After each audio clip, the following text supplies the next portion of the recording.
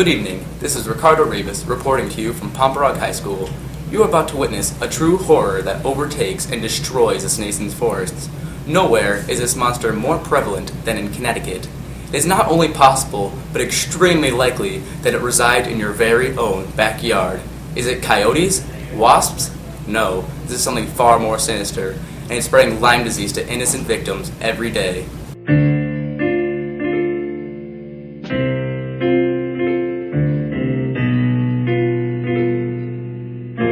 What these kids don't know is that a silent killer stalks them and their well-being. The Japanese barberry, 2 to 8 feet tall, small, rounded leaves, straight thorns, and red berries distinguish this true monster from its other invasive brethren, such as the multiflora rose and the Asian bittersweet. Arriving in Boston in 1875, the plant and its aftermath have spread rapidly, and the Japanese barberry is currently listed as an invasive species in 20 of our United States. But what does the bad news barberry have to do with Lyme disease? Why should we be concerned about this invasive species? In a 2010 study conducted by Dr. Scott Williams and Jeffrey Ward of the Connecticut Agricultural Experiment Station, they found that there were 210 black-legged ticks per acre in the moist area where Japanese barberry was growing, 92 per acre where the barberry was removed, and 35 per acre where there was no barberry to begin with. Among those ticks, there was a 4 to 8 times higher presence of Lyme disease. If Lyme disease doesn't scare you enough to become interested in the Japanese barberry, then perhaps the destruction of our native plants will bother you. It has been shown that this invasive species alters the pH and nitrification rates of the soil, thus allowing it to thrive while other plants aren't so lucky. The producers that are native to this area need a specific rate of nitrification. When that rate is altered by the presence of barberry, local plants find it more difficult to grow. We asked Mr. Ken Elkins of the Bend to the River Audubon Center about the effects of barberry on other native plants. It's very dramatic that you can go just inches away from the barberry and other things will grow just fine again. That it's right there because the canopy of the little barberry bush is leaning over, and as soon as a branch touches the ground, it can then root itself and become a new shrub. So that's part of it, but also it's such a fine little umbrella that it creates that it's more moist under there.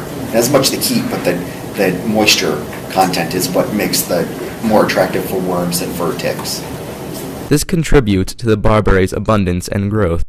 Our class investigated the wooded area around Pomperog High School, which has an abundance of barberry. We tested the soil pH near barberry and compared it to the pH of the soil away from the barberry. We found that the average pH near barberry was 7.0, while the average pH away from barberry was only 6.3. This may not seem like much, but even a small change in pH levels can cause drastic changes in the surrounding ecosystem.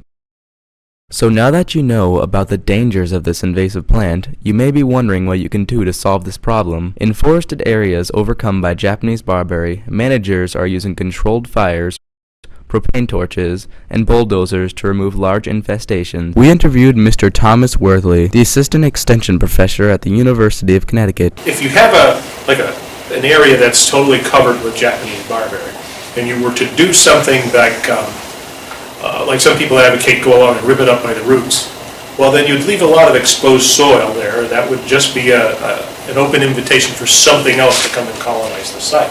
And we can't always guarantee that that what would colonize that site would be a native species. And so the extra step associated with controlling the barberry is that we'd like to try to see it replaced with something native instead. Use alternative native species such as the American barberry and the bayberry. Remember to help your neighbor to do the same. Also, don't buy Japanese barberry. As you can see on Google Shopping, there is no shortage for sale as an ornamental plant. The best solution is to first make sure our community is aware of this problem. In a survey conducted by our class, we asked random bystanders if they have ever heard of the barberry. 94% responded no. No, I don't. Barbarian? Next, we asked them if they knew that the barberry was harming the environment, and would they be interested in learning about it. They responded, Yes. Yes. Absolutely. In fact, a resounding 3/4 of the people said yes. Last but not least, the problems associated with the bad news barberry are too big for us at Pomperog to handle alone. We need to take drastic measures for the sake of our health and the future of our local environment.